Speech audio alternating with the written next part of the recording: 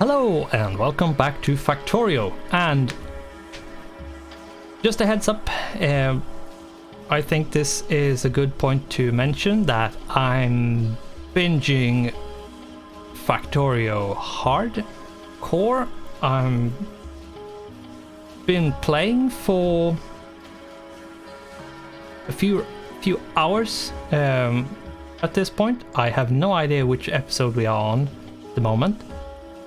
But anyway, just a heads up, I'm on 27th of September, so when you see this, it's going to take a while, just so you know. But I'm having so much fun, and I don't want to stop playing, so here I am. I have a hard time stopping once I start playing, so I probably shouldn't have started playing if I wanted to. Yeah, not be way too far ahead. But anyway, in the last episode we did a bit of grenades to be automated. We are going to set up a bus. And we are going to do that for copper, iron and steel, and we are going to do it for electronic circuits or green circuits, whatever you want to call them, because we are going to need a lot of them. And we are going to need them in various places.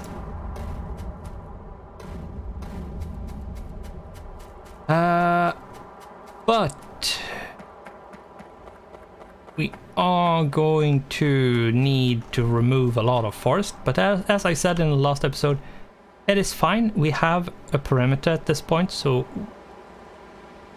we should be fine, and we should be notified by the turrets and alerts that the turrets are attacking something. So we should be fine. What we should do probably at this point is to make a bunch of radars. And I should take the car to make this a bit quicker. But basically, more or less just drive around and put down radars to be able to see our walls and turrets. Now we do want to make sure we place them as efficient as possible.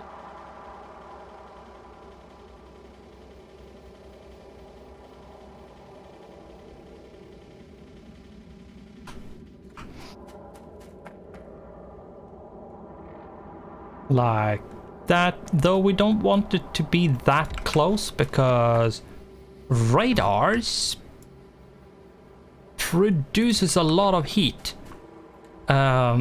If you remember me talking about like the kill priority for biters,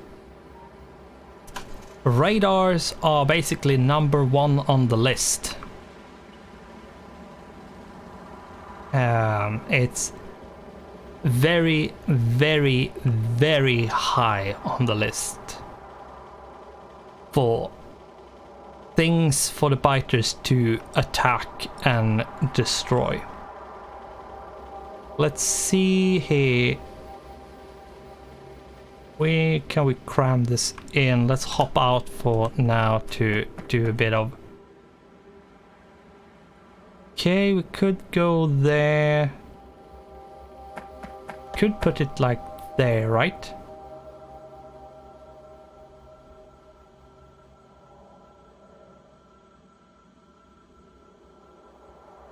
Let's do one there. Put this there, and then one more turret like this. This, since the radars are such like juicy target for the biters.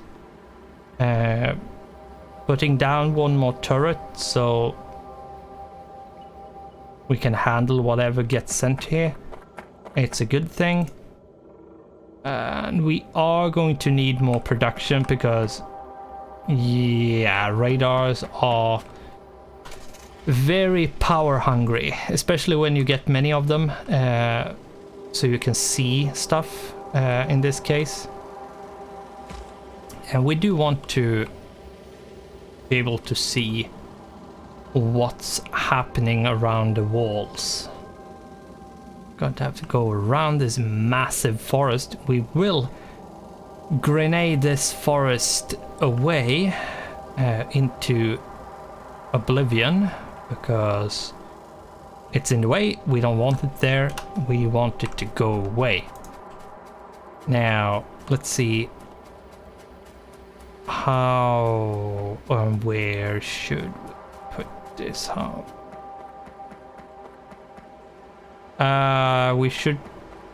We would need it to go here, but I think we should do a bit of overlap in this case because,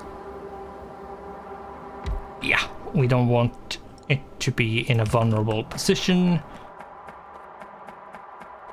That should be fine. Let's look at, yeah, we are covering, so far we are covering all of the walls all the way around, at least where we have been so far. Let's see here. Oops, I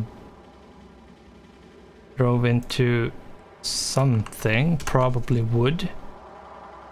The sound is so low so I can't hear what I crashed into, but something because of the damage I took. That's where the next one is going to go. Let's pop out. Let's drag power up to it. There we go.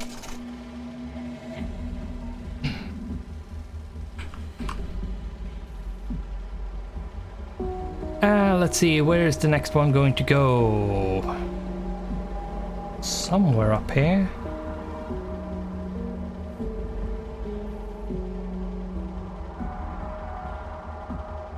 Probably like here. Yeah, there. And let's give it some power. There we go.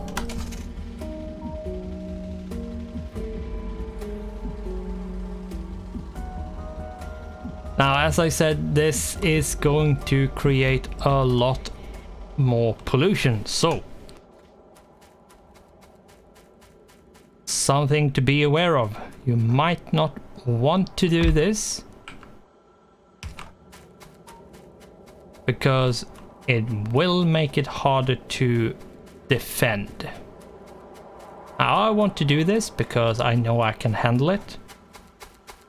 I know I can manage basically whatever the biters is going to throw at me at this point. Because I have the perimeter, it is being fed with a lot of ammo, so I know I'm going to be fine. Now, if you're not experienced enough, I would probably say don't gamble if you don't want to. We're going to, let's use the belt to run a bit faster and get back to the car.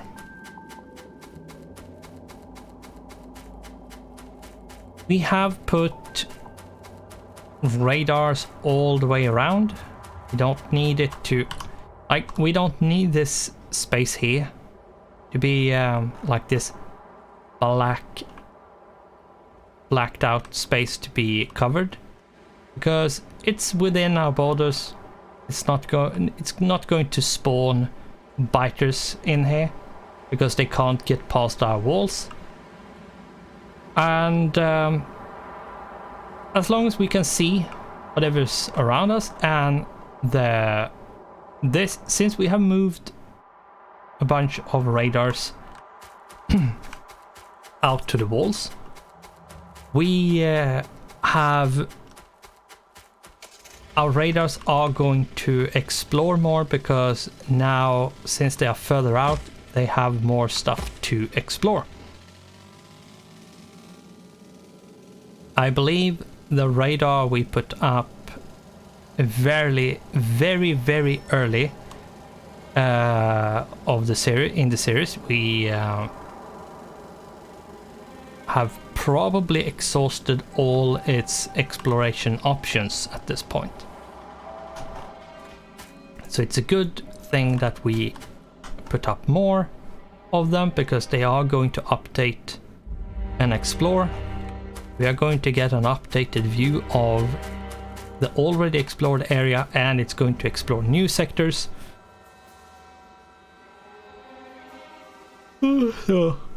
So it's going to uncover more stuff for us. Now we have a bunch of grenades more, which means a bunch more of a ton more basically of the forest is going to get removed,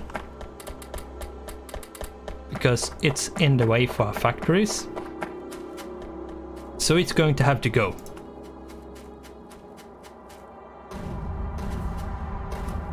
Now, upgrading the grenade damage to make it so you only need one grenade to destroy a tree would be very good, because using 2 grenades to destroy 1 tree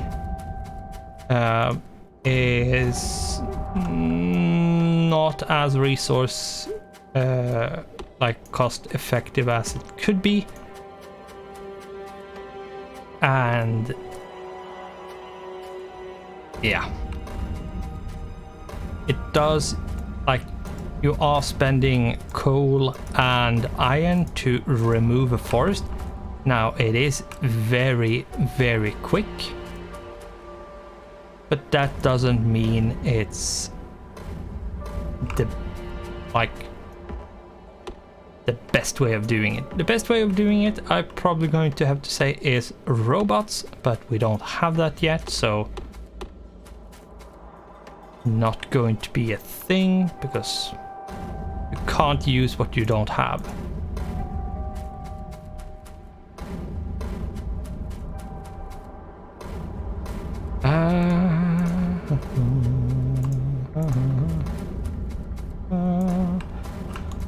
Let's see.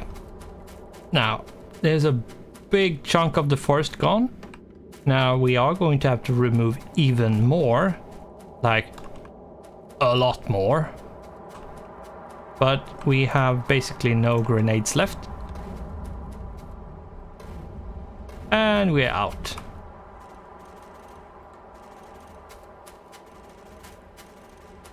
Now, you can shoot, but that's even more wasteful.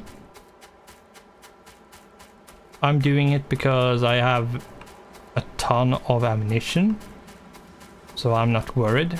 And I only did a small amount of shooting. So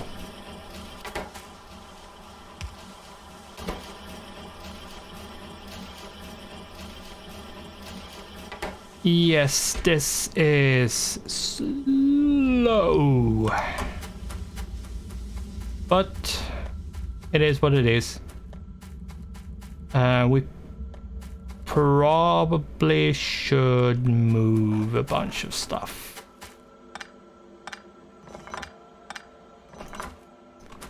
what I'm going to do is actually remove this. I'm not sure we are going to need a lot more than like what we have when it comes to pump jacks, but we'll see.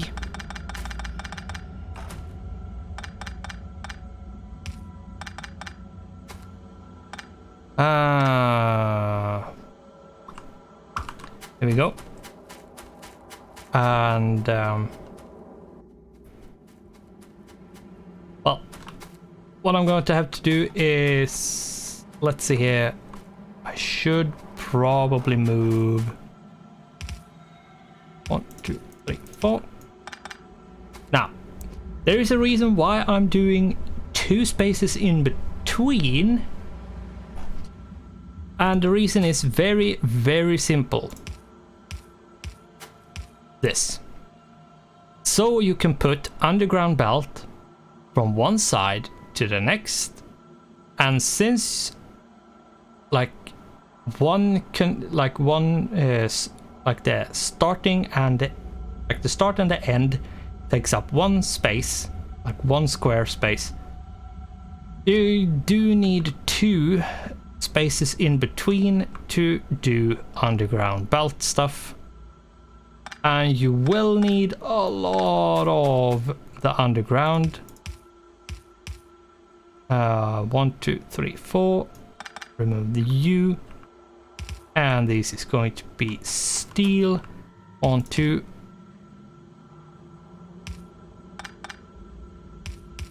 Or that's going to be electronic circuits. And this is going to be iron plates. This is going to be steel. And I'm using Z to put down the resources on the bolts. Just to mark whatever I'm going to put on them, since I might forget by the time I get back to them.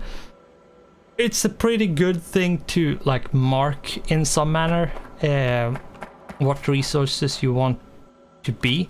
You could use splitters by doing a filter to show like this, but you could use like a filter inserters kind of thing, which you put a filter on and say like this.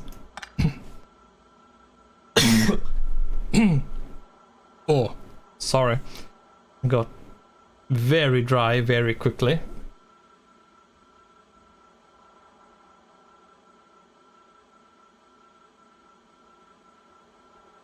There we go. Sorry. But yeah, there's a bunch of different ways. So you can use constant combinators to show what's going to be there and so on and so forth. But anyway, I think this is a lot quicker and it doesn't matter. It's so few resources that it's fine. Now, what do we need to do? Let's take a bit of a think and ponder here, because we have finished the new lab area where we are going to do all the science. That's done. Now, we aren't doing any we're not doing any science because we aren't really, like, I have destroyed the science area we had because it was crap. It was really bad. So, I took it down. I have moved all the labs over here. I have put down more labs, and I have improved, like, the delivery system and how everything is going to go into it and so on and so forth. We have put down for the bus And I believe what we're waiting for really is more grenades so we can grenade the forest, basically. Yeah, that's more or less what we're waiting for. Whether or not that's a good thing to wait for, hard to say. I am going to need a lot of electric poles of different kinds. We are going to pick up some, specifically these big ones, so we can transfer power long distances. Like this. Now this is powered. This is a part of the network. Now I'm not going to keep it in the network because it takes quite a few resources called power. Like the amount of power it requires is quite high. So I'm not going to keep it on until I have what I need to feed it. Now I do need more belts, so we are going to stock up on that.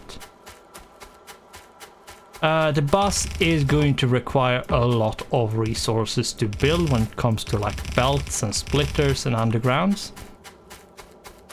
But it is going to be useful to spend those resources because, as you have seen me do in the previous episodes, is I have found myself that in a situation where, okay, I need this, and that's way over there, and I'm going to have to like snake it through with belts and undergrounds and stuff, splitters to get it where I need it. This, while I still have to snake it, while I still have to underground and split, it's not as snaky and whirly as it could be.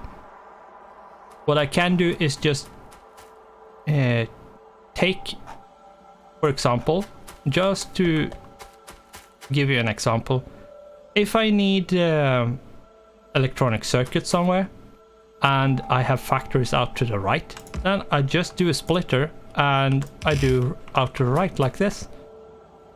If I then need steel, I do the same thing like this, and since like this is going here and this belt's in the way, I just do underground over to the next and boom, off we go. It's really easy. If I actually even wanted to be on one belt, I could do something like this, where I make it one further down, and we do something like this.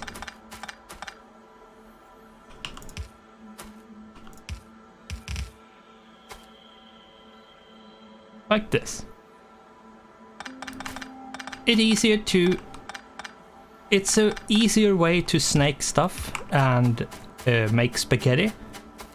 And yes, it will be quite messy once we start getting a lot of stuff going. It will be messy, it will be very much spaghetti all over the place, and we will be wrecking our brains after a while to get stuff to work, but it will be...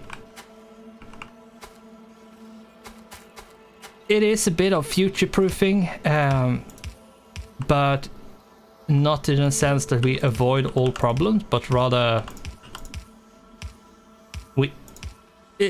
I would probably say it's not future-proofing so much as it's increasing the potential. Actually,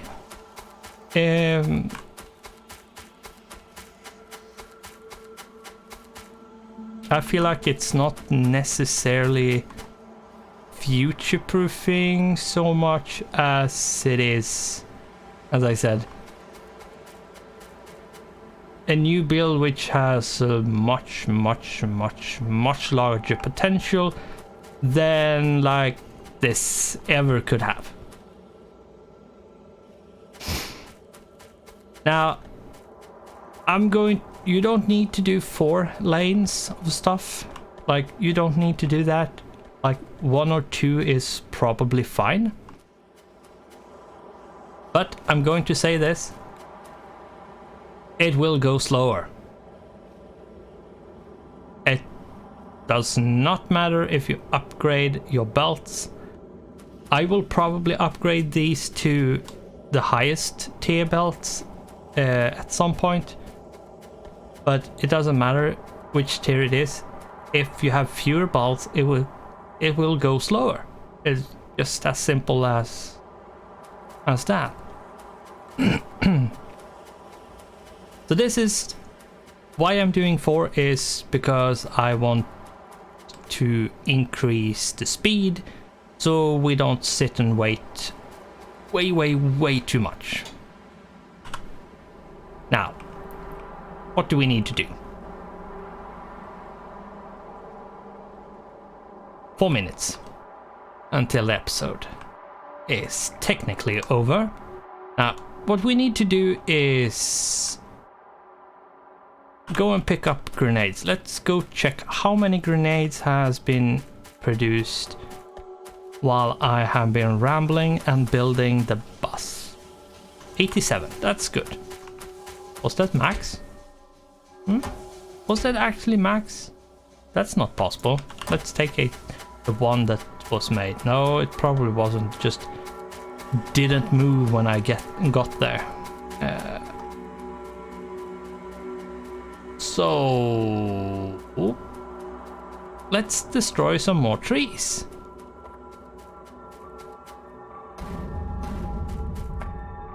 Now, the trees that is like left, like these 2 here, I am going to chop because they are a total waste of resources to grenade. Like, it doesn't matter because they are so few. It's an extreme waste to throw grenades at them. But if you want to do it because you don't want the wood at all, you could do it. There, I happened to see a really interesting picture, like GIF, for GIF if you're English speaking, but since I'm not, I'm going to say GIF.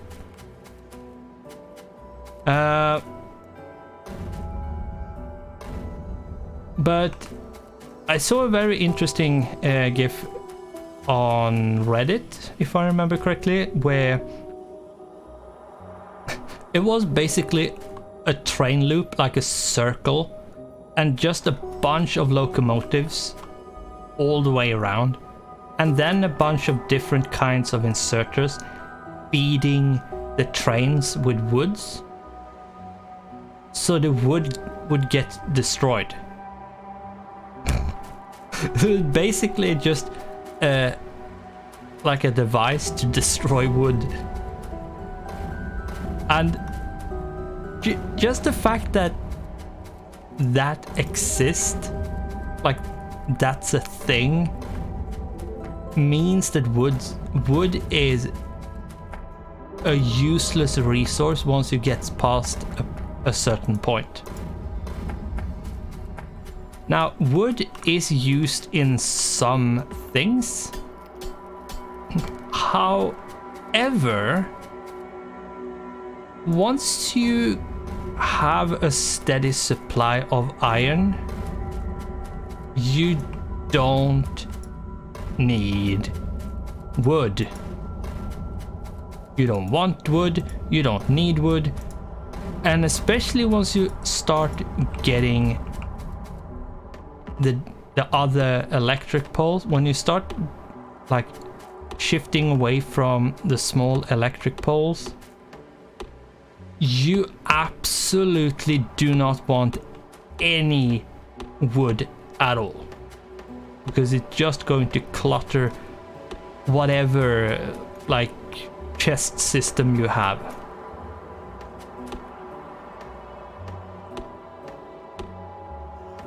And it's basically the only way of getting rid of it is with a thing of destroying a chest full of wood, or doing a train loop with a bunch of locomotives, using wood as fuel and burning all the wood as fuel. And just going round, round, round until all the wood is used up. Now that would be fixed if you made wood be able to produce coal. So you could basically make charcoal and do wood. Now I can understand at the same time why they haven't done that, because that would probably mean you have an endless source of fuel, and you're never ever going to need any other kind of fuel, or maybe not even the need to find fuel. Like, you don't need to have an outpost that mines coal or uranium or any other kind of fuel, really. So I can understand why they haven't done it, but at the same time I feel like give it to us and make the conversion rate really bad, like insanely bad. Like you need 100 wood to make 10 coal or something, and basically make that the recipe, 100 wood into 10 coal, because the thing is, making charcoal is actually really inefficient, and it's, if you have other options, you actually don't want to make charcoal. And it's the charcoal fuel in real life isn't as fuel efficient as real coal. But anyway, with that bit of interesting information, we are going to cut this episode because we have gone past with 3 minutes. But anyway, we have cleared the forest. We are going to see if we can expand and remove the stuff which is in the way and get this all set up in a better fashion. But anyway, we are going to end this here. So thanks for watching, goodbye, and I hope I'll see you in the next one.